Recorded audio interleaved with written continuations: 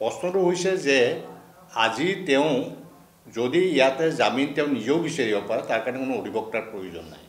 আদালতে নিজেই চব তথ্য পাতিখিনি চাব। আদালতে এমিকাছকাৰী আদালতৰ বন্ধু বুলি কাৰোবাক নিযুক্তিও দিব পাৰে, কিন্তু তথাপিও যদি কোনো নোলায় তেতিয়া আদালতে নিজস্বভাৱে নথিপত্ৰ পৰীক্ষা কৰি জামিন নাকচ যদি কৰে তেওঁলোকে মাননীয় উচ্চ ন্যায়ালয়ত যাব পাৰে।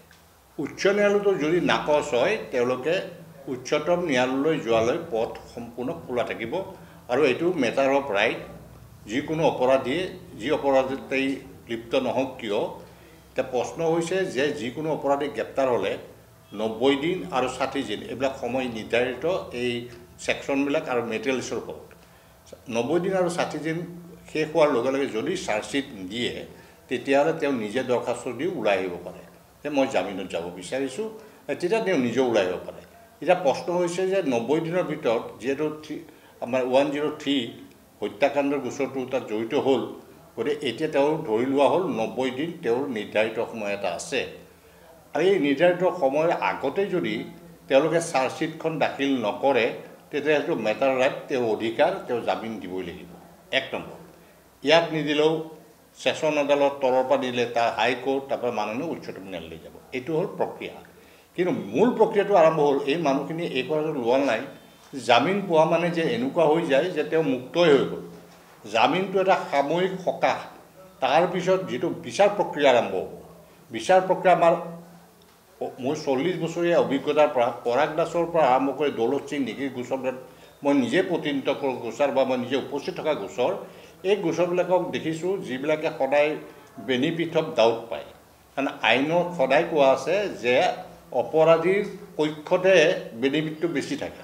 গতিকে যদি ক'ৰবাত সুৰুঙা থাকে, তথ্য পাতিত সুৰুঙা থাকে, সাক্ষ্যদানত সুৰুঙা থাকে, তেতিয়াহ'লে আদালতৰ পৰা সহায়খিনি সেই অপৰাধী পাবলৈ সক্ষম হয়।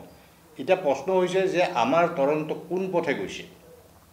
যে আজি মাননীয় মুখ্যমন্ত্ৰীয়ে ক'লে যে এই গোচৰটো সংযুক্ত ধাৰাটো সংযুক্ত নোহোৱাৰ আগতে ক'লে এইটো এটা হত্যাকাণ্ড। তাৰ মুখ্যমন্ত্ৰী যিটো গৃহ বিভাগৰ দায়িত্বটো আছে তেওঁ নিশ্চয় কিছু তথ্যৰ ওপৰতে ক'ব লাগিব।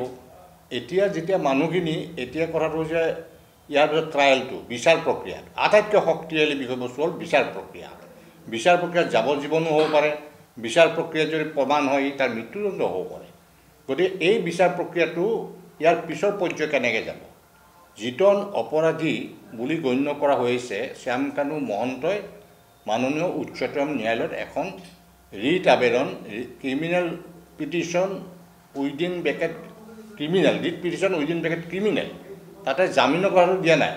তাতে কৈছে এই গোচৰটোৰ সম্পূৰ্ণ তদন্ত, যিহেতু ইয়াত তেওঁ হয়তো আমি যদিও পিটিশ্যন পোৱা নাই আমি ভাবি লৈছোঁ এইখিনি শব্দকেইটা দেখিয়েই ইয়াত সেইকাৰণে এই গোচৰটো বাহিৰা এজেঞ্চিৰ দ্বাৰাই হওক বা বেলেগ ষ্টেটৰ পুলিচৰ দ্বাৰাই হওক এই তদন্তটো হ'ব লাগে, সেইটো তেওঁৰ আবেদন। আৰু গোচৰটো অসমৰ পৰা মই ন্যায় নাপাব পাৰোঁ, আমি সেইখন আনিব পঠিয়াইছোঁ, আজি আহি পাব এইখন মানে পঠিয়াইছোঁ।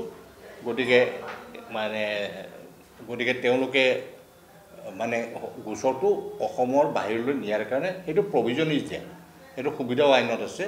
বা বিচাৰ প্ৰক্ৰিয়াটো অসমৰ ওচৰৰ ষ্টেট এখনত, এতিয়া যদি মানে জিলাৰ পৰা জিলালৈ যাবলগীয়া হয় তেতিয়া মাননীয় উচ্চ ন্যায়ালয়ৰ এটা জুৰিডিকশ্যনৰ ভিতৰত।